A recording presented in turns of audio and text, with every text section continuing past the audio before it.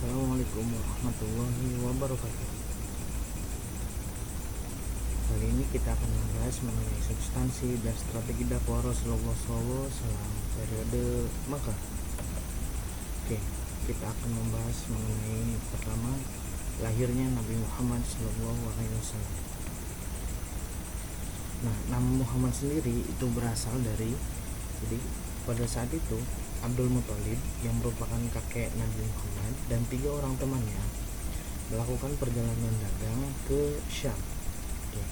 Jadi memang kebiasaan kaum Quraisy dulu itu melakukan perdagangan ke Syam dan ke Yaman. Seperti yang dikisahkan di Al-Quran surat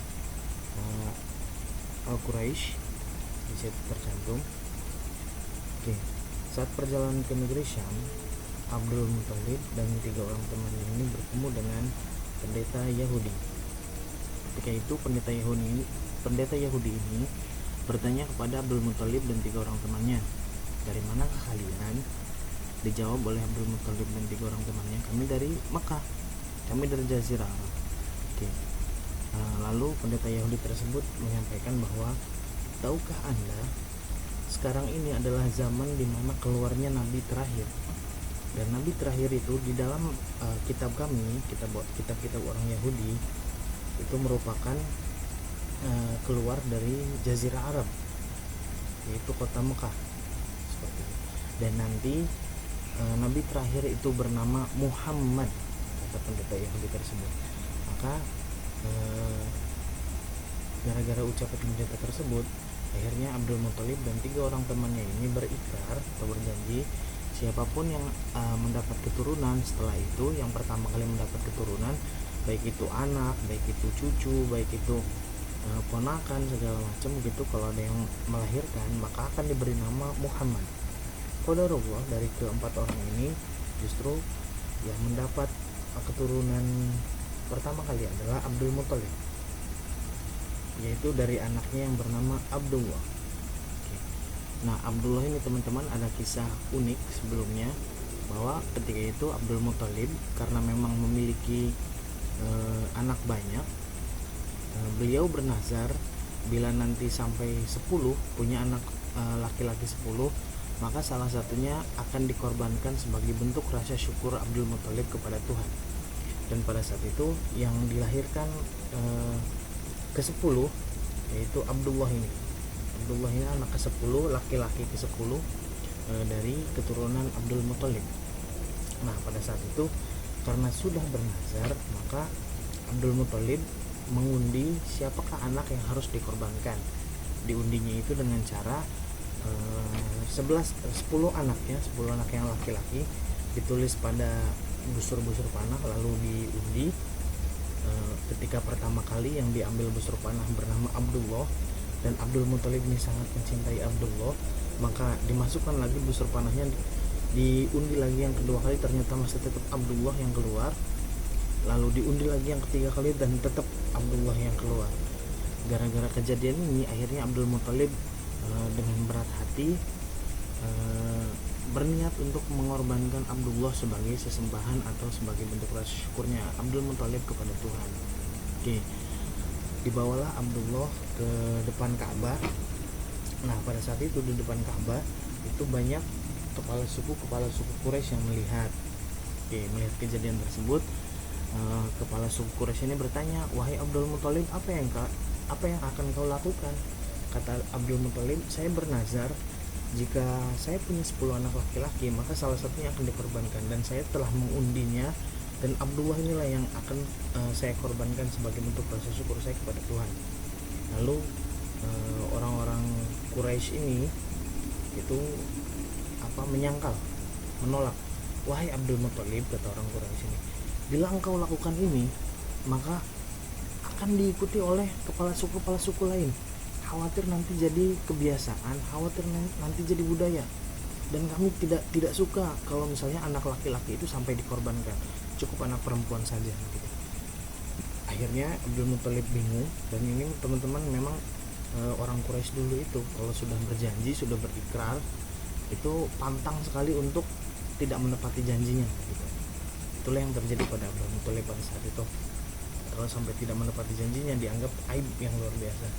Oke, akhirnya salah satu kepala suku itu menyarankan kepada Abdul Muthalib untuk datang ke Yasrib yang sekarang bernama Madinah untuk menemui seorang dukun. Oke, di situ Abdul Muthalib mengiyakan saran tersebut dan membawa Abdullah kepada dukun tersebut. Jadi oleh si dukun tersebut dibuat 3 batu, ya bukan 3 batu, dibuat 10 batu, dan satu batu yang berisi unta, namanya unta. Jadi 10 batu itu namanya anak-anak Abdul Muthalib. Ada Abu Thalib, ada Abu Lahab, ada Abbas, dan nama-nama yang lain termasuk Abdullah. 10 batu, dan satu batu lagi itu bernama unta. Oke, diundi oleh si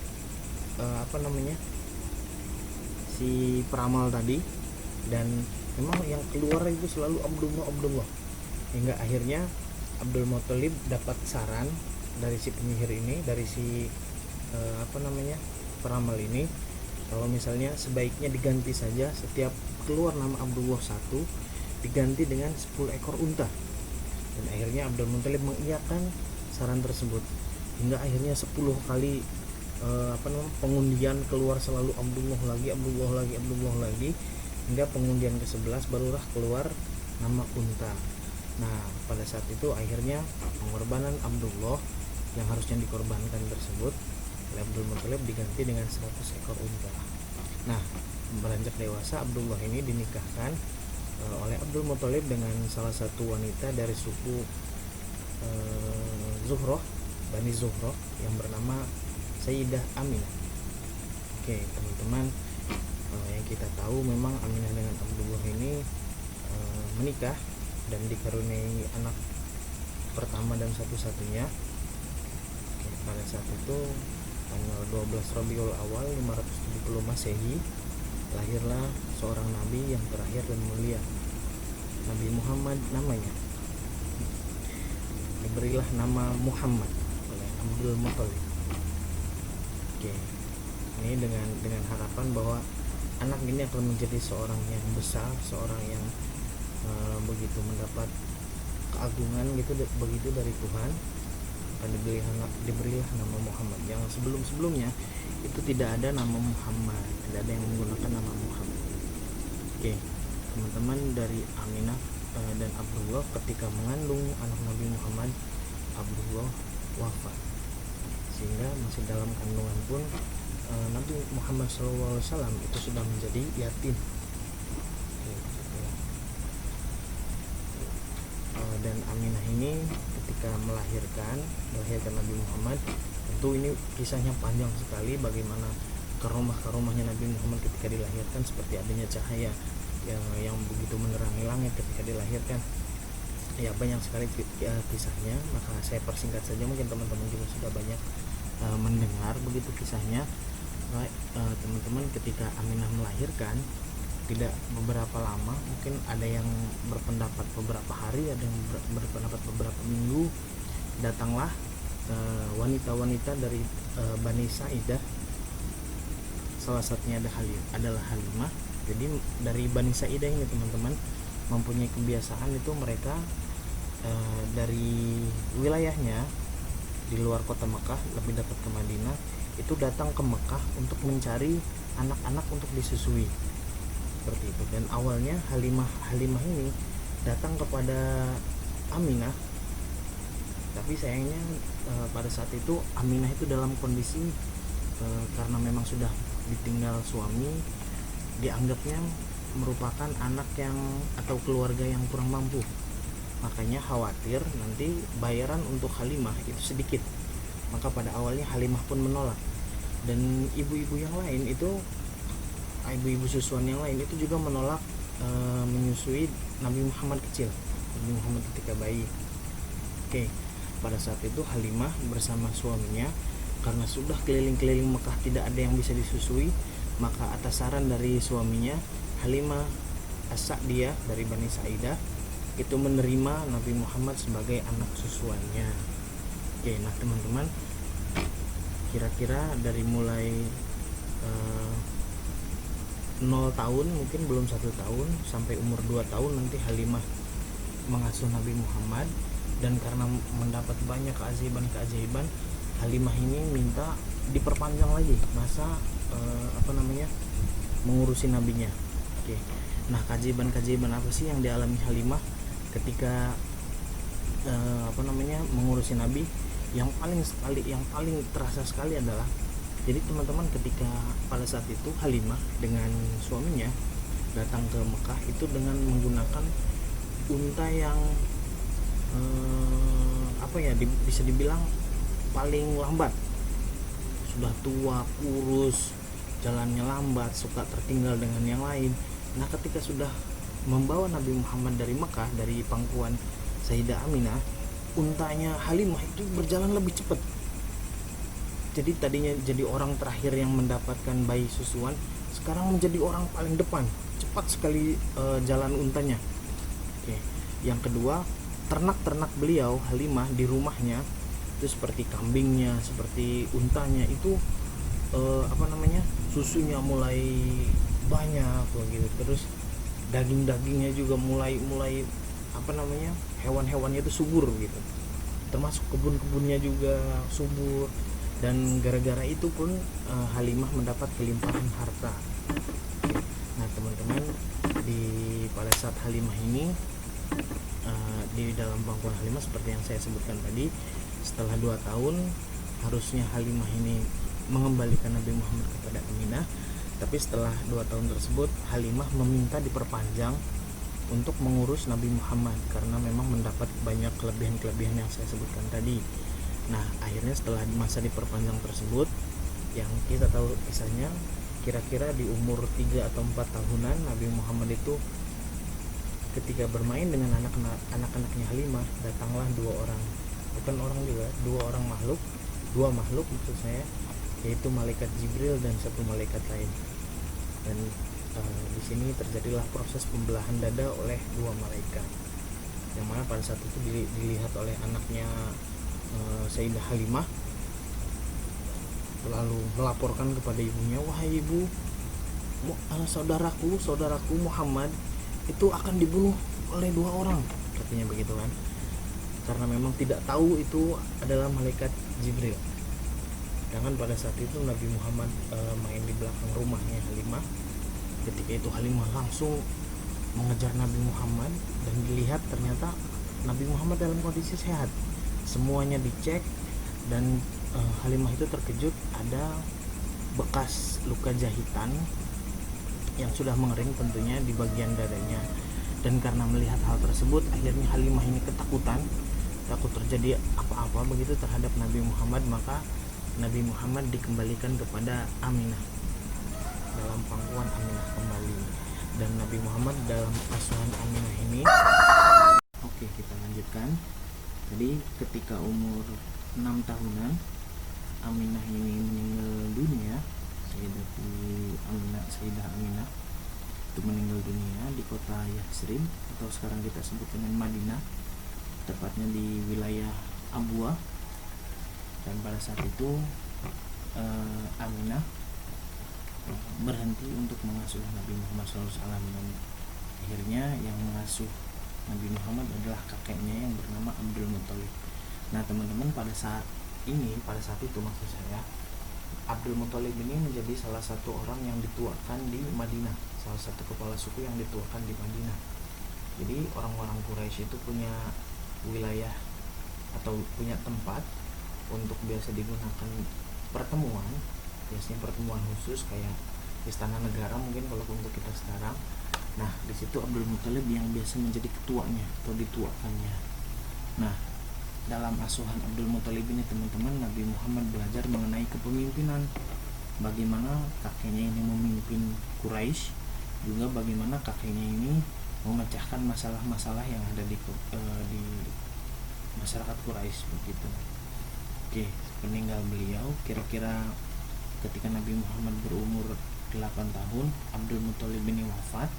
Lalu pengasuhan Nabi Muhammad digantikan oleh Abu Muthalib, atau maksudnya Abu Thalib ini, mohon maaf, Abu Thalib harusnya. Nah, dalam asuhan Abu Thalib ini teman-teman itu sekitar dari umur 8 sampai umur 25 tahun. Nah, ketika 25 tahun nanti kan menikah dengan Sayyidah Khadijah. Oke. Nah, pada masa ikut dengan pamannya ini, Nabi Muhammad itu bukan yang leha-leha, bukan yang asik-asikan gitu, tapi ketika kecil beliau ini menggembalakan ternak, baik itu kambing segala macam gitu ya. Beliau membantu pamannya.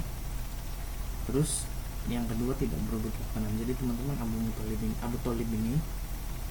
Thalib ini punya banyak anak yang misalnya kalau ketika pas waktu makan biasanya dikasihkannya itu kayak semacam apa ya, jadi satu nampan untuk beberapa anak begitu, dan biasanya mereka berebut untuk makannya. Nah, Nabi Muhammad ini orang yang tidak pernah ikut berebut makan tersebut.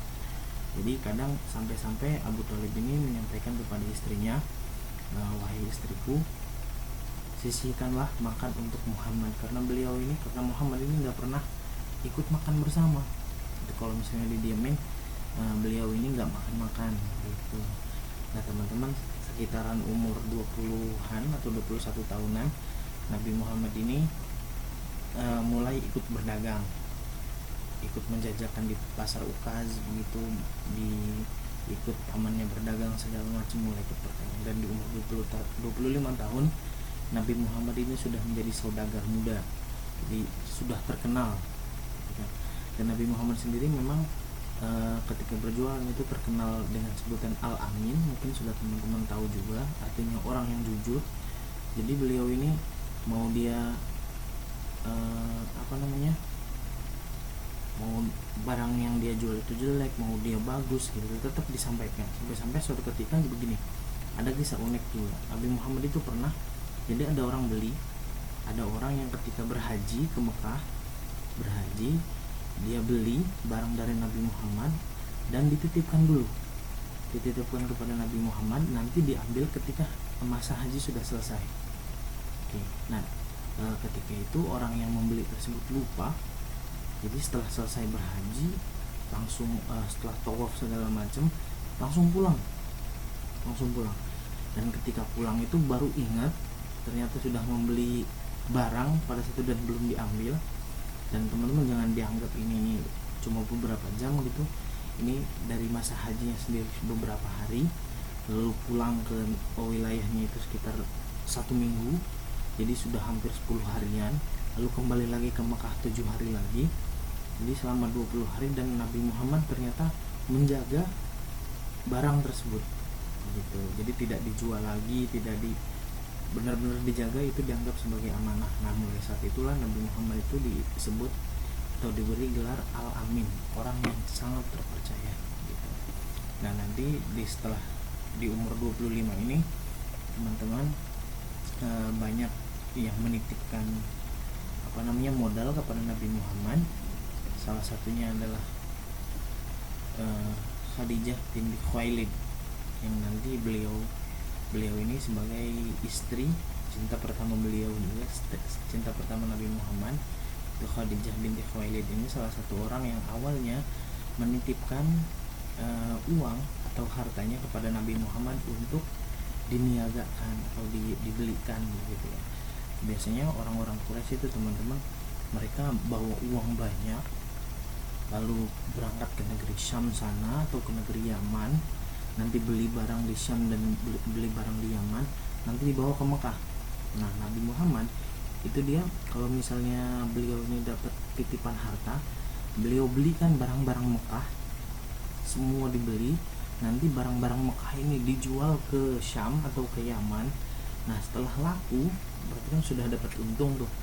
Nah, nanti untung tersebut dan uang tersebut, modal tersebut dibelikan lagi barang-barang Syam atau barang-barang Yaman, nanti dijual lagi ke Mekah, seperti itu. Nah, memang ini saya kelewat juga salah satu ketika berdagang sendiri Nabi Muhammad itu banyak sekali karomahnya, mungkin yang teman-teman sering dengar juga itu pernah. Jadi Khadijah ini karena ingin mengetes seberapa jujurnya Nabi Muhammad, dia menitipkan salah satu budaknya atau pembantunya yang bernama Maisarah untuk ikut dengan Nabi ya. Sesuai pengakuan Maisarah bahwa Nabi Muhammad itu selama perjalanan beliau ini selalu dinaungi oleh awan di atasnya gitu. Dan Nabi Muhammad ini teman-teman, kesaksian Maisarah ketika menceritakan kepada Khadijah bahwa satu-satunya orang yang berbicara kepada budaknya. Jadi dianggapnya kan Maisarah ini budak, tapi ngobrol sepanjang jalan seperti biasa aja, bukan sebagai tuan dengan budaknya. Kalau Nabi Muhammad makan ya Maisarah juga makan. Kalau istirahat ya istirahat, duduk pun setara gitu kan. Biasanya kan kalau orang-orang Quraisy itu dulu itu menganggap dirinya itu lebih tinggi derajatnya daripada si budaknya gitu, dan itu tidak berlaku untuk Nabi Muhammad seperti itu. Nah, pernah suatu ketika Nabi Muhammad ini singgah di sebuah pohon yang mana pohon tersebut berada di depan sebuah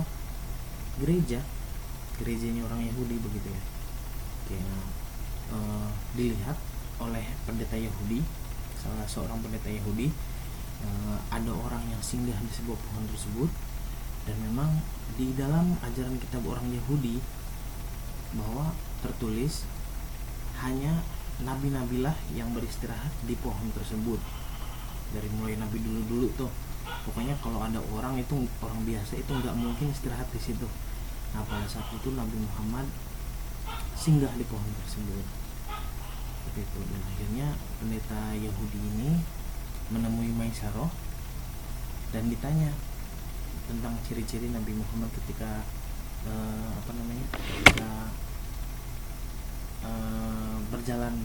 melakukan perjalanan perdagangan gitu.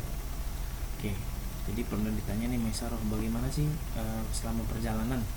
Lalu disebutkanlah sepanjang jalan dinaungi awan, orangnya begini disampaikan. Kata pendeta Yahudi, tahukah Anda yang duduk di depan sana dalam ajaran kami itu pasti seorang nabi. Tidak mungkin orang biasa mau singgah di tempat seperti itu. Itu pasti seorang nabi. Maka kalau nanti dia sudah mendapat risalah, ikutilah ajarannya, kata pendeta Yahudi tersebut ya.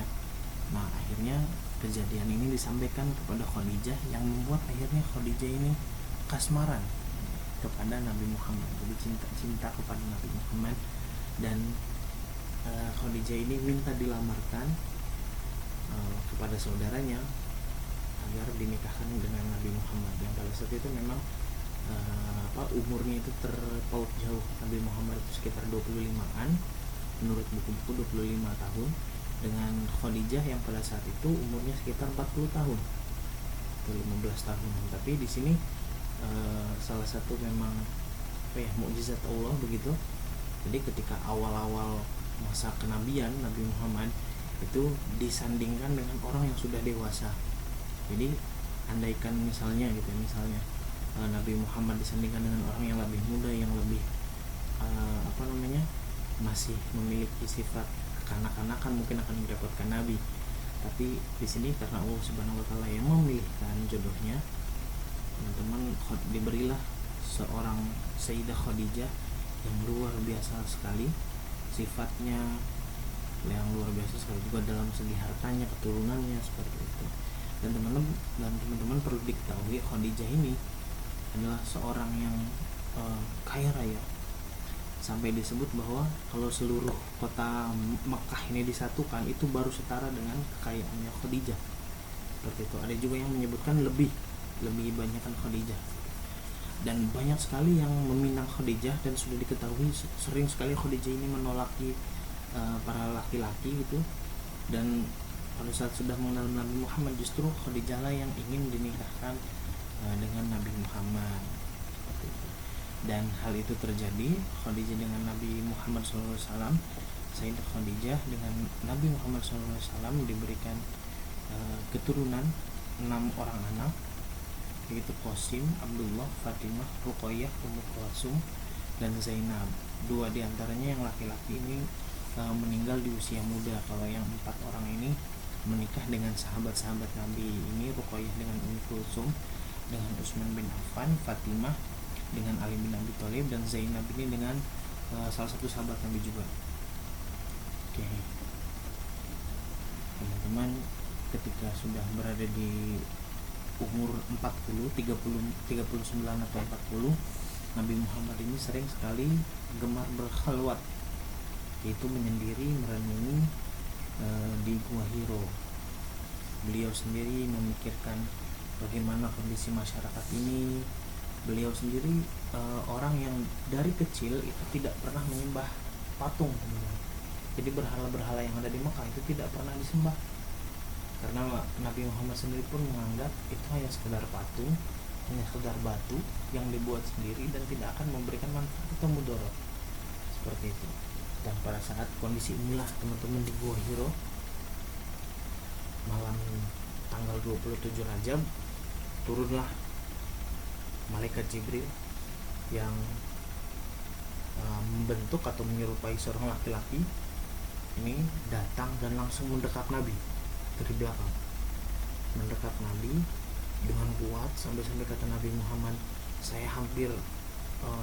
rasa saya hampir mati pada saat itu dengan dekapan malaikat Jibril yang sangat kuat. Pada saat itu malaikat Jibril langsung berkata, "Iqra," bacalah.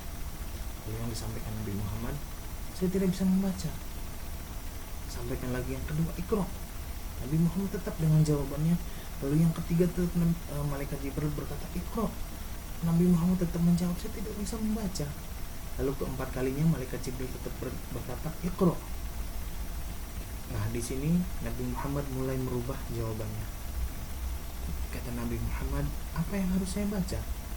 Lalu disampaikanlah oleh malaikat Jibril Al-Alaq ayat 1 sampai ayat 5. Iqra bismi rabbikal ladzi khalaq, khalaqal insana min 'alaq, iqra wa rabbukal akram, alladzi 'allama bil qalam, 'allamal insana ma lam ya'lam. Disampaikan 5 ayat langsung kepada Nabi Muhammad. Dan di sini, teman-teman, Nabi Muhammad begitu gemetar, yang awalnya takut begitu, tidak ada orang.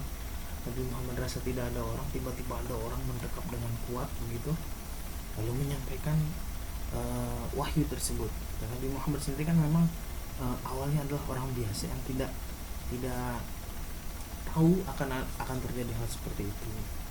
Oke, teman-teman, karena saking takutnya Nabi Muhammad berencana untuk pulang.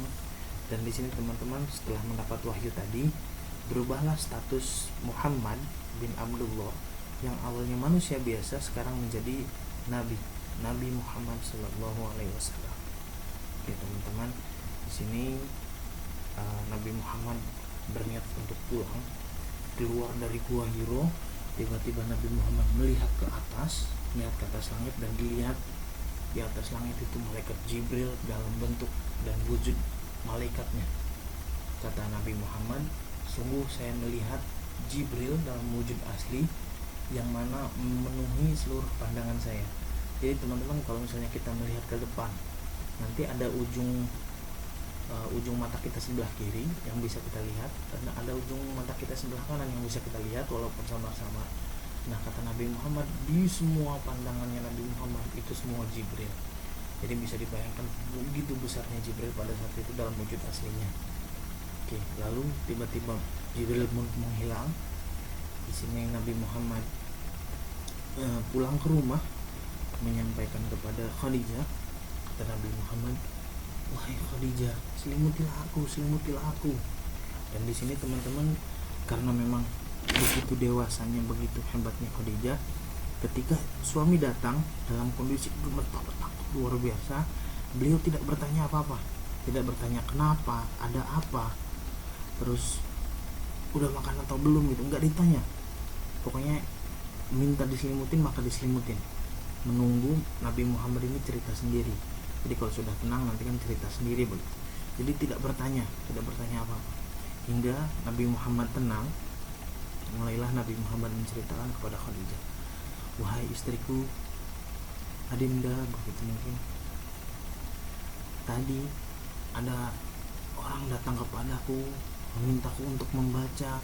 Aku jawab tidak bisa membaca hingga 3 kali. Lalu ia menyampaikan, Iqra bismi rabbikal ladzi khalaq ayat 1 sampai ayat 5 begitu disampaikan kepada Khadijah. Lalu kata Sayyidah Khadijah, apa? Ini memang luar biasa, kata Khadijah. AA gitu ya mungkin atau mungkin wahai kakanda, sungguh saya tidak pernah mendapati engkau itu orang yang buruk, engkau orang yang jahat, itu saya tidak pernah tahu. Saya justru tahu Anda itu orang yang selalu membantu sesama, meringankan beban orang. Jadi apa yang Anda alami sekarang ini itu sudah pasti bukan sebuah hal yang buruk, karena engkau itu orang yang baik, bukan sebuah keburukan. Oke. Jadi di sini Khadijah berupaya untuk menenangkan hati Nabi Muhammad yang sedang gelisah, sedang ketakutan. Nah, akhirnya disarankan oleh Khadijah untuk nanti pagi hari datang ke saudaranya Khadijah yang bernama Waraqah bin Naufal. Nah, teman-teman, Waraqah bin Naufal ini merupakan seorang penganut Nasrani, gitu, orang yang mengikuti ajarannya Nabi Isa, dan beliau ini matanya buta gara-gara menyalin kitab Injil dalam bahasa Arab, disalin oleh beliau, ditulis tangan ulang gitu ya. Oke. Nah, datanglah Khadijah dengan Nabi Muhammad ketika pagi hari kepada Waraqah bin Naufal dan disampaikan kepada Waraqah, diceritakan begitu, Khadijah dengan Waraqah ini saudaraan, teman-teman. Disampaikan bahwa tadi malam, kata Nabi Muhammad, saya didatangi makhluk, dia menyampaikan begini itu, diceritakan lagi kisah semalam. Dan jawaban Waraqah apa? Sungguh yang datang kepadamu itu adalah Ruhul Kudus, begitu. Jadi nama lain malaikat Jibril di kitab Injil adalah Ruhul Kudus. Maksudnya adalah malaikat Jibril. Sungguh apa yang datang kepadamu itu adalah dari Tuhan, dari Tuhan satu-satunya, kata Waraqah. Dan beliau ini Waraqah ini sampai bersaksi, sungguh wahai anaknya saudaraku, bila aku masih hidup ketika engkau diusir oleh masyarakat Mekah, maka akulah yang akan menjadi pembelamu. Aku akan jadi orang yang membelamu pertama kali. Situ kata Nabi Muhammad, apakah nanti saya akan diusir dari Mekah sedangkan saya ini orang Mekah? Begitu. Kata Waraqah, sungguh telah tertulis di dalam Alkitab bahwa engkau sebagai nabi terakhir akan diusir dan berhijrah ke Yasrib atau ke Madinah. Jadi memang kisah Nabi Muhammad menjadi nabi itu sudah tertulis di kitab-kitab sebelumnya. Tadi di kitabnya Yahudi, terus sekarang di kitabnya Injil Nasrani. Oke. Nah, teman-teman, setelah menyampaikan hal tersebut, terjadilah fase kekosongan wahyu. Ini maksudnya setelah turunnya Al-Alaq tadi itu ada beberapa bulan di mana Nabi Muhammad ini seperti orang bingung juga, bertanya-tanya juga, apakah memang benar, apakah saya ini layak, segala macam. Dan di sini wahyu tidak turun. Oke. Lalu memang Al-Quran sendiri itu kenapa diturunkan secara bertahap, tidak sekaligus, walaupun sebenarnya Allah bisa menurunkan sekaligus, tapi fungsinya adalah agar menguatkan hati Nabi Muhammad SAW. Jadi kalau misalnya langsung diturunkan semua terus kisah ini, jadi tidak nyambung gitu. Tapi kalau misalnya berangsur, ketika ada kejadian ini turun, itu akhirnya membuat Nabi Muhammad sendiri lebih teguh hatinya. Dan kata Nabi Muhammad, sungguh aku lebih dekat dengan Tuhanku adalah ketika di dua tempat. Satu ketika mendapatkan wahyu, yang kedua adalah ketika sujud, seperti itu.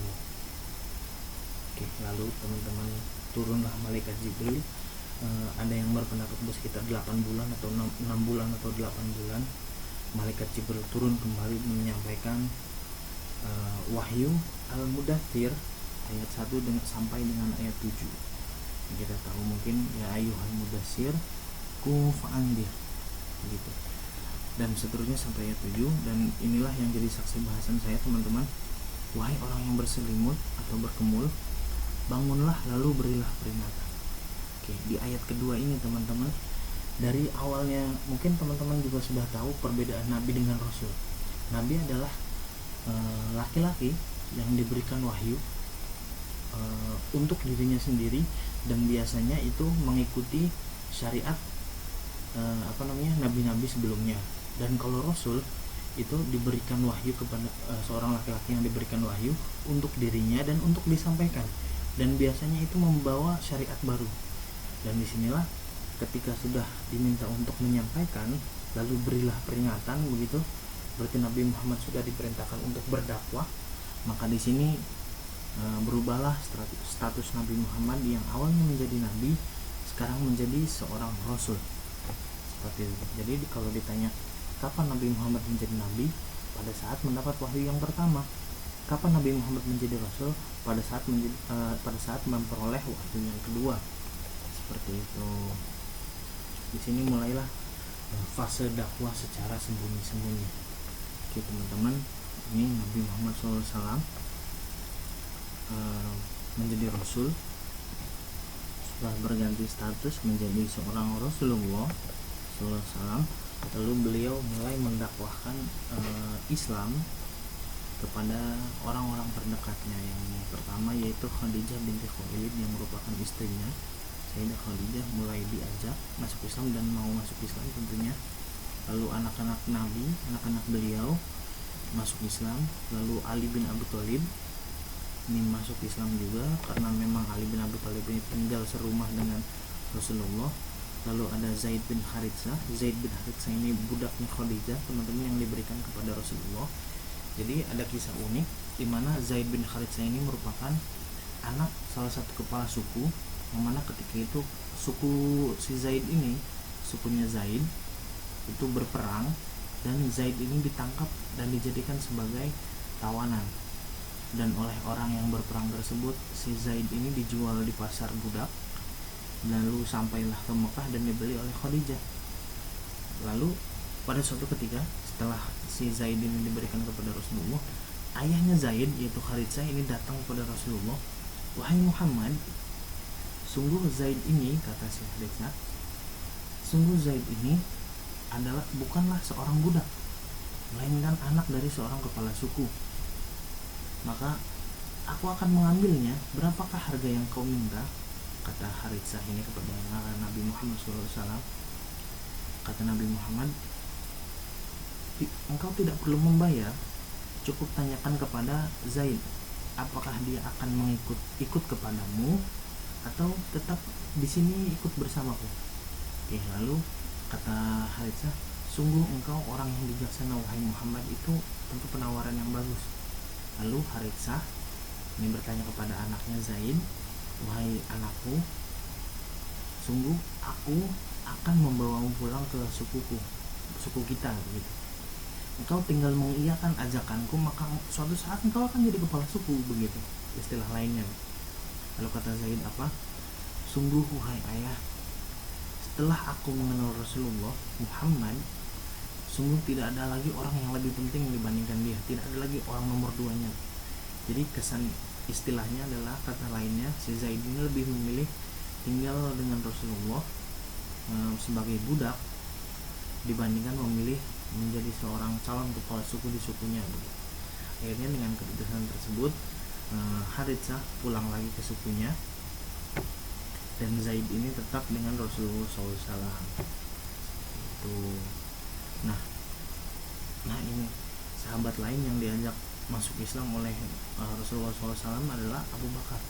Nah teman-teman, Abu Bakar sendiri merupakan sama seperti Nabi Muhammad, itu orang yang belum pernah menyembah berhala. Dia tidak menyembah berhala semasa sebelum Islamnya gitu. Dia tidak menyembah berhala sama-sama orang. Jadi ketika datang nih, Rasulullah datang, biasa disapa karena memang teman akrab. Ini hidupnya satu komplek, sama-sama komplek elit begitu. Karena Abu Bakar juga seorang saudagar kaya raya, Khadijah juga saudagar kaya raya, jadi hidupnya tuh sama-sama di komplek elit begitu. Dia jadi tetanggaan. Nah ketika datang nih Abu Bakar dihampiri oleh Nabi Muhammad, ditanya, wahai Muhammad, mau kemanakah engkau? Kata Nabi Muhammad, wahai Abu Bakar. Jadi disampaikan, mulai didakwahin, percayalah kepada Allah Subhanahu wa taala, Tuhan satu-satunya. Sungguh berhala itu tidak memberikan manfaat dan tidak memberikan mudarat. Sungguh bersaksilah bahwa Allah itu Tuhan satu-satunya dan aku adalah utusan Allah Subhanahu wa taala. Disampaikan, didakwakan hingga akhirnya Abu Bakar ini langsung berikrar, asyhadu an la ilaha illallah wa anna Muhammadar Rasulullah. Jadi langsung tertanam iman di dalam hatinya Abu Bakar, lalu langsung masuk Islam. Dan seketika itu pula Abu Bakar ini langsung menyampaikan, jadi awalnya manggil Muhammad, wahai Muhammad, gitu langsung berubah jadi wahai Rasulullah, sekarang saya ini sudah masuk Islam seperti ajakan Anda, lalu apakah yang harus saya lakukan, gitu. Jadi baru masuk Islam langsung mau pengen berbuat apa untuk agama ini, begitu. Oke. Nah teman-teman, kata Rasulullah, kita sekarang ini dalam fase dakwah sembunyi-sembunyi. Jadi sampaikanlah Islam ini kepada saudara-saudara, kepada kerabat, kepada anak, segala macam. Dan oleh Abu Bakar disampaikanlah pesan ini kepada sahabat Nabi yang nanti menjadi khalifah juga, yaitu Utsman bin Affan. Utsman bin Affan ini terkenal kekayaannya, luar biasa, banyak sekali kayak nanti kita bahas di Khulafaur Rasyidin. Dan setiap yang dilakukan Utsman bin Affan itu Abu Bakar memperoleh pahalanya, karena Utsman bin Affan masuk Islam gara-gara Abu Bakar. Lalu ada juga Zubair bin Awam. Teman-teman, Zubair bin Awam ini lebih terkenal pada medan perang. Jadi beliau ini kalau berperang suka khasnya itu bawa tombak 2 di punggung, begitu. Mungkin kalau Zilong ya, teman-teman yang main Mobile Legends gitu, itu hanya bawa 1 tombak gitu. Nah ini Zubair bin Awam ini pakai 2 tombak. Beliau ini terbiasa memanah, terbiasa melempar tombak sambil mengendarai kuda segala macam, itu luar biasa keahlian perangnya. Dan beliau ini suka kalau misalnya pasukan muslimin sedang ada di man 1 misalnya begitu, mengumpul di man 1, nah biasanya Zubair bin Awam ini maju duluan ke Al-Azhar gitu. Jadi gitu. Jadi ketika takbir Allahu Akbar, Zubair ini langsung maju ke depan sendiri. Jadi mungkin role-nya itu assassin mungkin gitu, atau fighter lah. Ini Zubair bin Awam. Oke. Ada juga Thalhah bin Ubaidillah yang terkenal dengan kekayaannya. Abdurrahman bin Auf juga terkenal dengan kekayaannya, saudagar kaya raya. Ketika berhijrah ini beliau tidak membawa apa-apa ke Madinah. Lalu beliau berdagang juga di Madinah. Lalu menjadi orang yang paling kaya akhirnya di Madinah. Padahal kekayaannya di Makkah tidak dibawa ke Madinah. Jadi memiliki keahlian berdagang luar biasa Abdurrahman bin Auf. Ini juga Sa'ad bin Abi Waqqas, teman-teman. Ini orang yang terkenal dengan di medan perang. Sa'ad bin Abi Waqqas ini khasnya itu ketika berperang itu membawa panah, gitu ya. Mungkin semacam minyak atau iritel mungkin. Oke, Sa'ad bin Abi Waqqas ini bawa panah. Dan teman-teman, Sa'ad bin Abi Waqqas ini menaklukkan Persia nanti di bawah tangannya, begitu, berhasil mengalahkan Persia. Dan bisa dibayangkan, jadi kelima orang sahabat ini, dan tentu masih banyak lagi, Utsman, Zubair, Thalhah, Abdurrahman, Sa'ad, itu kita sebut radhiyallahu anhu. Itu setiap amalan yang diperbuat mereka ini, Abu Bakar mendapat pahalanya. Itu gara-gara Abu Bakar mengajak mereka pada kebaikan, seperti itu. Oke. Ya teman-teman, Rasulullah setelah dakwah sembunyi-sembunyi tadi, mungkin sekitar 2 atau 3 tahunan dakwah secara sembunyi-sembunyi, maka turunlah Quran surat Al-Hijr ayat 94. Sampaikanlah wahai Muhammad secara terang-terangan segala apa yang diperintahkan kepadamu, dan berpalinglah dari orang-orang yang musyrik. Seperti itu. Al-Quran surat Al-Hijr ayat 94. Di sini Nabi Muhammad sudah diminta untuk dakwah secara terang-terangan, maka kita masuk ke dakwah terang-terangan. Oke. Teman-teman, Rasulullah ketika sudah diperintahkan untuk dakwah secara terang-terangan, beliau ini naik ke Bukit Sofa. Biasanya orang-orang yang naik ke Bukit Sofa, dan juga teman-teman sebagai catatan, ada beberapa pendapat, ada yang bilang ini Bukit Sofa, ada juga yang berpendapat ini Bukit Abi Kubais, begitu. Tapi kita mengikuti cetakannya Kemenag yang mengambil riwayat Bukit Sofa. Jadi Nabi Muhammad naik ke Bukit Sofa yang biasa digunakan untuk pengumuman perang. Jadi kalau ada penyerangan begitu, nanti ada satu orang budak yang naik ke Bukit Sofa untuk mengumumkan ngumpulnya massa gitu untuk berperang. Nah pada saat itu Rasulullah naik ke Bukit Sofa lalu mengumpulkan masyarakat Quraisy.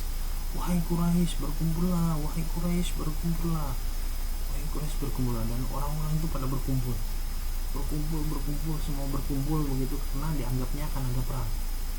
Lalu di situ Nabi Muhammad setelah berkumpul banyak, Nabi Muhammad ini menyampaikan pidatonya. Wahai Quraisy, bila saya sampaikan di belakang bukit ini ada orang-orang berkuda yang akan menyerang kita, apakah kalian percaya? Kata Nabi Muhammad. Lalu serempak semuanya menjawab, tentu kami percaya, sungguh engkau orang yang kami dapati tidak pernah berbohong. Jadi memang ini Rasulullah dari mulai kecil hingga beliau wafat itu tidak pernah berbohong sama sekali, meskipun dalam keadaan bercanda.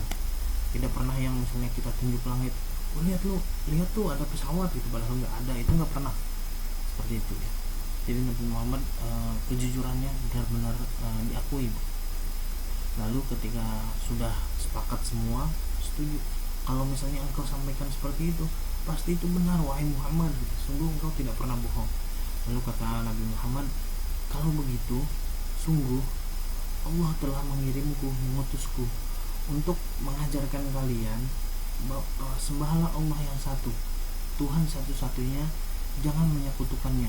Tinggalkanlah Lata, Uzza, Manah, tinggalkanlah berhala-berhala kalian, karena sungguh berhala-berhala itu tidak memberikan manfaat juga tidak memberikan mudarat kepada kalian.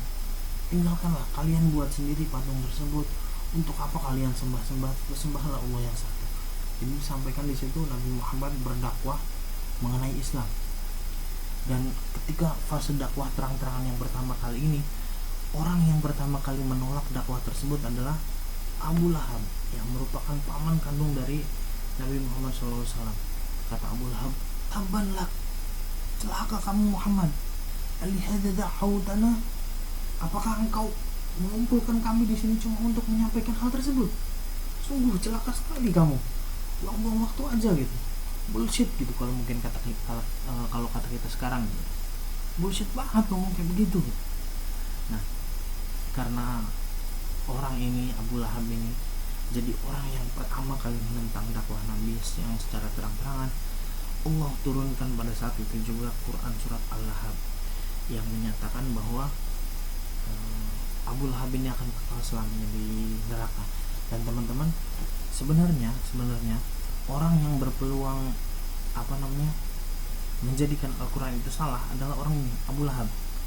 Andaikan ketika turunnya Quran surat Al-Lahab yang menyatakan bahwa Abu Lahab ini akan kekal selamanya di akhirat, akan kekal selamanya di neraka. Andaikan pada saat itu Abu Lahab beriman, masuk Islam, lalu kalau sudah masuk Islam akan masuk surga, maka Quran surat Al-Lahab ini akan salah. Tapi tentunya memang karena Allah sendiri tahu masa depan, turun Quran surat Al-Lahab yang menyatakan bahwa Abu Lahab itu nggak akan berubah dari keyakinannya, maka kekal abadi selamanya. Andaikan beliau masuk Islam, maka akan terbukti Al-Quran itu salah. Dan nyatanya Al-Quran itu benar hingga saat ini. Oke, teman-teman. Nah, itulah gara-gara Abu Lahab ini akhirnya suruh mempengaruhi orang-orang Quraisy pada saat itu, jadi bubar mereka. Jadi tidak banyak yang tidak mempedulikan Nabi Muhammad begitu, dianggapnya orang gila segala macam dengan menyampaikan hal tersebut. Tapi tentu banyak orang-orang juga yang masuk Islam dari luar kota Mekah pun banyak yang masuk Islam, seperti Abu Dzar Al-Ghifari. Abu Dzar Al-Ghifari ini jadi orang namanya Abu Dzar. Dia ini berasal dari suku Ghifar dari luar kota Mekah, dan beliau ini masuk Islam karena tertarik dengan ajaran Nabi Muhammad, masuk Islam dan mendakwahkan Islam di sukunya, di suku Ghifar sana. Ada juga orang yang dari luar kota Mekah, yaitu Tufail bin Amr Ad-Dausi. Namanya Tufail, anaknya Amr, berasal dari suku Daus ya. Selanjutnya ada Bilal bin Rabah, ini budaknya Umayyah bin Khalaf. Ini ada keluarga Yasir, ada istrinya Yasir itu namanya Sumayyah, ada anaknya juga satu yang namanya Ammar. Ini satu keluarga disiksa oleh Abu Jahal. Ada juga Abdullah bin Mas'ud yang merupakan seorang pengembala kambing, begitu, yang menjual jasanya sebagai pengembala kambing. Ini juga masuk Islam, dan itu banyak sekali. Tapi awal-awal keislaman, awal-awal tersebarnya Islam, memang dari golongan-golongan bawah dulu lah yang masuk Islam, seperti golongan-golongan budak seperti tadi. Oke, teman-teman, ketika fase dakwah terang-terangannya Rasulullah SAW itu senang sekali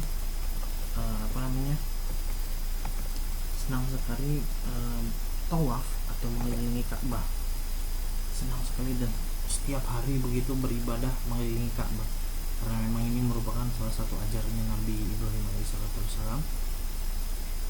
Jadi bertawaf, dan tidak hanya tawaf, Nabi Muhammad ini kadang sambil tawaf itu sambil berdakwah, karena memang di sekitaran Ka'bah ini banyak patung-patung, teman-teman, begitu.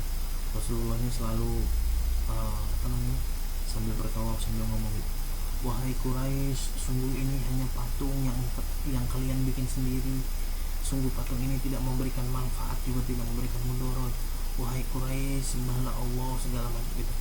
Jadi itu disampaikan oleh Nabi Muhammad, dan dianggapnya oleh orang-orang Quraisy itu merupakan sebuah hinaan kepada Tuhan mereka.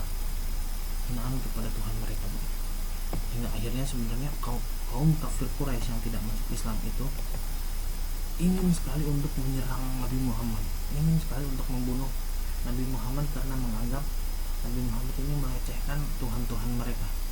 Tapi sayangnya teman-teman, karena memang di Mekah itu fanatisme kesukuannya kental sekali. Jadi kalau misalnya ada orang yang menyerang Nabi Muhammad nanti, apalagi sampai terbunuh, nanti sukunya itu tidak tinggal diam. Dan Rasulullah SAW itu berasal dari Bani Hashim, keturunan Bani Hashim ini banyak sekali. Jadi Nabi Muhammad itu silsilahnya Muhammad bin Abdullah bin Abdul Muttalib bin Hashim gitu. Jadi Hashim ini punya anak keturunan. Nanti ada Abdul Muttalib sendiri, ada banyak keturunan. Nanti Abdullah salah satunya anaknya Abdul Muttalib yang merupakan ayahnya Nabi Muhammad, itu banyak saudaranya. Jadi kalau misalnya diserang, ini sukunya ini nggak tinggal diam, jadi menyerang balik, nanti akan terjadi peperangan di antara suku-suku Mekah gitu. Jadi mengurungkan niatnya, orang-orang Quraisy ini mengurungkan niatnya untuk menyerang Nabi Muhammad karena khawatir akan terjadi bentrokan dengan Bani Hashim. Dan pada saat itu yang dianggap dituakan dari Bani Hashim adalah paman beliau yang bernama Abu Thalib gitu. Jadi Abu Thalib ini walaupun tidak masuk Islam, beliau memberikan perlindungan kepada Rasulullah SAW. Oke, kita masuk ke upaya menghentikan dakwah Nabi Muhammad. Jadi kaum kafir Quraisy itu semakin menyebarnya Islam, semakin tidak suka dengan Nabi Muhammad, karena memang Nabi Muhammad setiap hari itu menyampaikan, sebenarnya bukan ejekan begitu ya, memang menyampaikan kebenaran, tapi orang-orang Quraisy dianggapnya itu mengejek. Maka ada beberapa hal yang ditempuh oleh kaum Quraisy untuk menghentikan dakwah Nabi Muhammad. Yang pertama adalah mendatangi Abu Thalib, karena Abu Thalib ini seperti yang saya bilang tadi dianggap dituakan di Bani Hashim.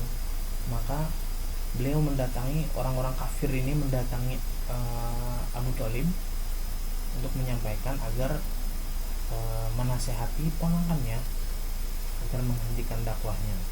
Jadi ada beberapa orang Quraisy yang datang, wahai Abu Thalib, sungguh Muhammad ini sudah sudah menghina Tuhan-Tuhan kami. Kalau sampai dibiarin kayak begini, maka kami akan menyerang Muhammad.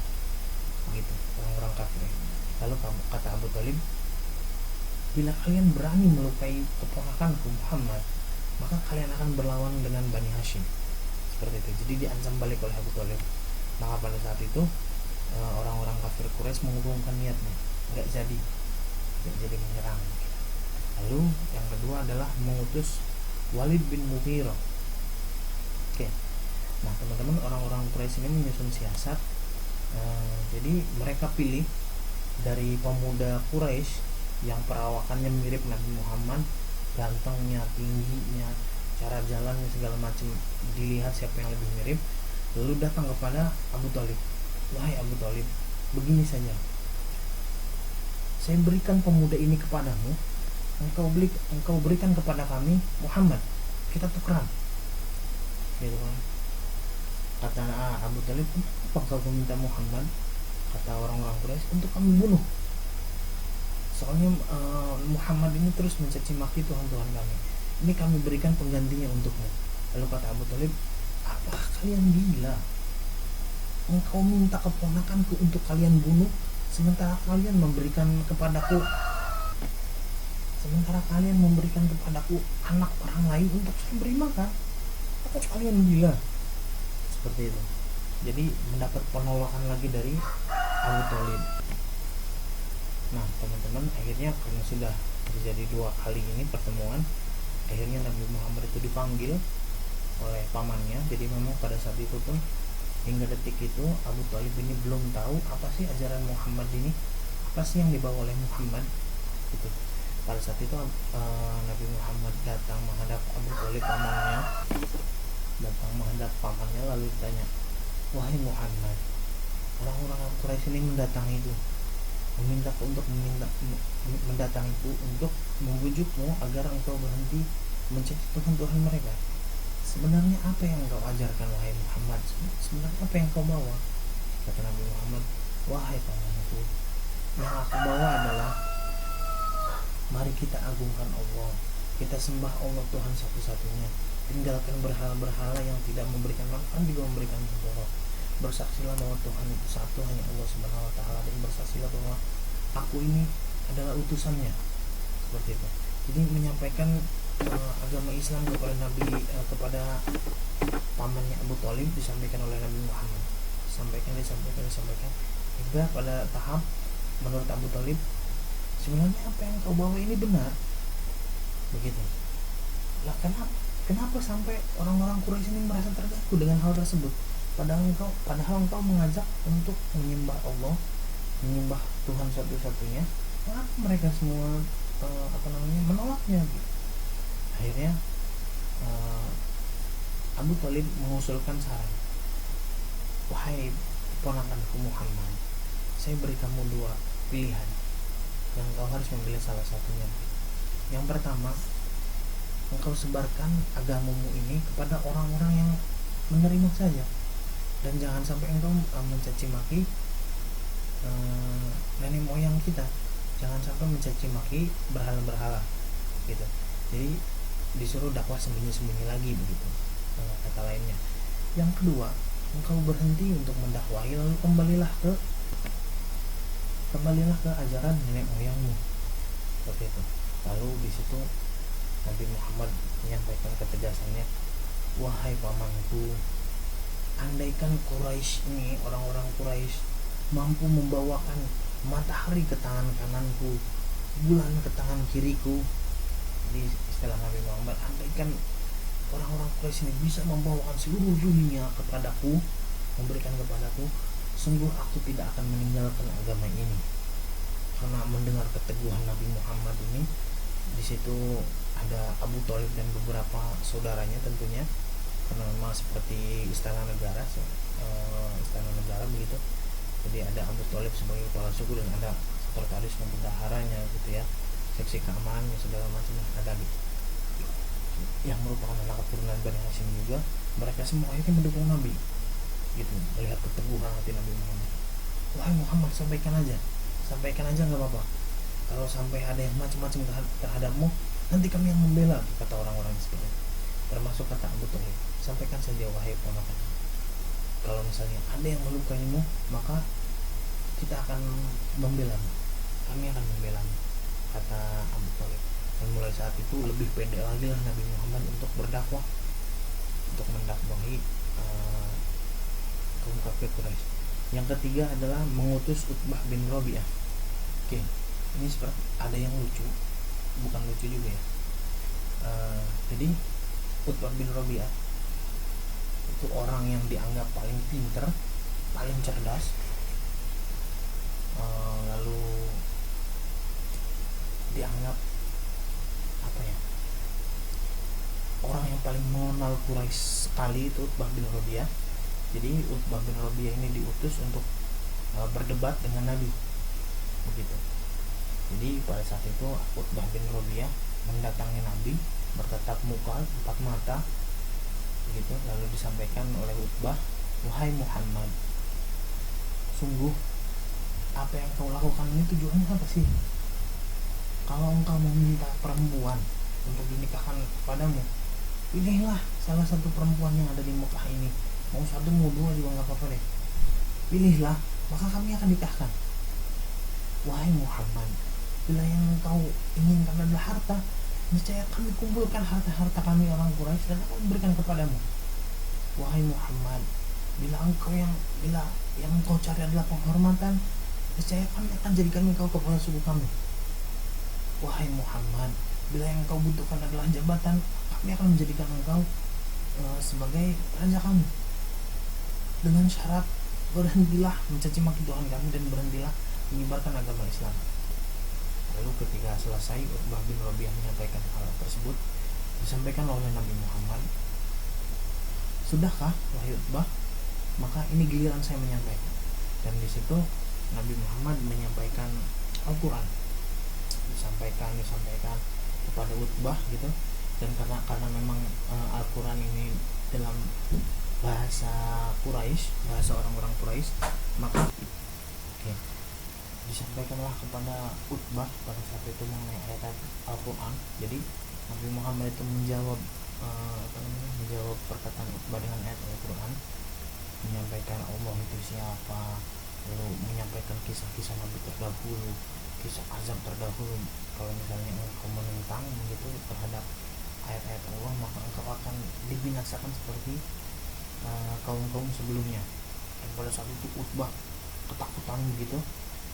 Lalu Utbah meninggalkan Nabi Muhammad, merasa kalah begitu ya. Dan Utbah ini datang ke majelisnya orang-orang Quraisy gitu, yang awalnya sebenarnya pede sekali bisa mengalahkan Nabi Muhammad. Ketika sudah berdebat tersebut, orang ini, Utbah ini pulang seperti orang yang linglung gitu. Gimana tadi itu kan, awalnya pede gitu. Lalu ketika sampai di Darun Nadwa, tempat berkumpulnya orang-orang Quraisy, ditanya, wahai Utbah, apa yang kau dapat tadi? Kata Utbah, saya tidak tahu. Saya benar-benar baru kali ini mendengar perkataan yang luar biasa indahnya, luar biasa tertata rapihnya, dan saya bingung untuk menjawabnya gitu. Saya bingung. Kata orang-orang Quraisy, apakah Muhammad menyampaikan syair? Kata Utbah, saya paling tahu tentang syair, dan itu bukan syair. Terus kata orang-orang Quraisy juga, apakah itu sihir? Jangan-jangan Muhammad itu nyihir? Kata Utbah, saya paling tahu tentang sihir, dan itu bukan sihir. Kata orang-orang kafir Quraisy, jangan-jangan Muhammad itu gila ya? Itu perkataan orang gila. Kata Utbah, saya tahu orang gila, dan itu bukan orang gila. Muhammad itu bukan orang gila. Lalu kata orang-orang Quraisy, lalu terus apa gitu? Kamu ini membuat saya bingung, membuat kami ini bingung. Kata Utbah, saya kayak bingung gitu. Akhirnya kata Utbah, tapi menurut saya yang lebih dekat kepada Muhammad adalah perkataan gila tadi. Anggap aja Muhammad ini gila gitu, kata Utbah. Akhirnya mulai saat itu Nabi Muhammad itu dianggap gila. Padahal Utbah sendiri, andaikan Utbah ini menyampaikan tidak, Muhammad itu benar segala macam, bisa-bisa satu Darun Nadwa itu masuk Islam semua gara-gara Utbah gitu. Salah satu upaya menghentikan juga. Yang selanjutnya itu menyiksa secara fisik. Jadi ada kondisi di mana ketika Nabi Muhammad sendiri, ketika misalnya sujud di depan Ka'bah, ada batang lehernya diinjak, ada juga dilempar kotoran, ada dipukuli segala macam, itu dirasakan oleh Nabi Muhammad. Seperti terluka mukanya, badannya, giginya yang patah, itu dialami oleh Nabi Muhammad, kekerasan secara fisik. Lalu ini juga upaya menghentikan dakwah Nabi dengan cara melakukan pemboikotan. Jadi seorang tokoh yang harus kita kenal bersama yaitu Abu Jahal. Abu Jahal ini mensiasati begitu untuk melakukan pemboikotan. Pemboikotan itu apa sih yang diboikot? Jadi yang pertama, menikah. Jadi orang-orang Quraisy itu dilarang untuk menikah dengan sukunya Nabi Muhammad, sukunya Bani Hashim, sukunya Abu Thalib dan segala macamnya.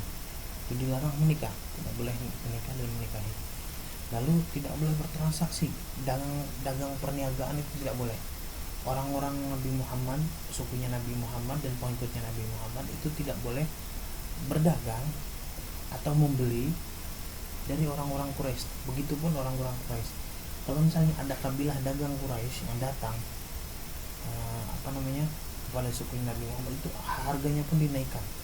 Yang biasanya harganya mungkin bisa sampai 100.000, 200.000 gitu kan. Kalau kita sekarang itu dinaikkan bisa sampai 1 juta, 2 juta gitu. Saking begitu mempersulitnya melakukan pemboikotan. Yang selanjutnya itu tidak boleh bergaul, ngobrol tidak boleh, muamalah itu nggak boleh, segala macam itu tidak diperkenankan. Lalu yang paling parahnya juga menjenguk. Jadi kalau misalnya ada anggota keluarganya, sanak saudaranya dari Nabi Muhammad dan Bani Hashim gitu, yang meninggal, orang-orang Quraisy itu tidak boleh menjenguk tuh, dilarang. Baik itu sakit, baik itu meninggal gitu, itu tidak diperbolehkan. Dan pemboikotan ini ditulis di secari kertas begitu dan ditempelkan di dinding Ka'bah, berlangsung selama 2 tahunan. Ini pemboikotan berlangsung selama 2 tahun. Tidak boleh menikah, tidak boleh bertransaksi, tidak boleh bergaul, juga tidak boleh menjenguk bila ada saudara yang sakit atau yang meninggal. Oke teman-teman, untuk part pertama ini dicukupkan sampai sini. Bila teman-teman ada pertanyaan atau ada koreksi untuk materi tadi yang salah, silahkan sampaikan kritikan teman-teman, masukan teman-teman, pertanyaan teman-teman melalui aplikasi e-learning atau bisa juga melalui WhatsApp pribadi saya. Seperti kemarin ada juga yang mengoreksi saya, itu alhamdulillah bagi saya. Jadi tidak lagi saya melanjutkan kesalahan saya begitu kalau ada teman-teman yang mengoreksi. Oke, untuk tugas minggu ini adalah tonton kembali video ini dari awal dan pastikan pahami setiap materi yang disampaikan. Baca buku referensi yang sudah dibagikan juga, ini tugas untuk minggu ini. Jadi tadi penyampaiannya sudah cukup panjang, teman-teman pastikan pahami. Kalau tidak paham ditanyakan atau bisa juga dibaca dari sumber-sumber lain. Untuk bukunya kita tidak terbatas pada LKS atau buku paket. Ini karena memang ini berkaitan dengan kepribadian Rasulullah Nabi Muhammad SAW. Boleh dari buku sirah yang teman-teman punya, sirah Nabawiyah teman-teman. Oke, keep safe, jangan keluyuran karena COVID masih ada di sekitar kita. Jangan sampai kita jadi korban nantinya. Tetap semangat belajar teman-teman, gunakan fasilitas yang ada untuk meraih hasil yang maksimal dari prestasi belajar kita, juga meraih ridho Allah Subhanahu wa Ta'ala. Salam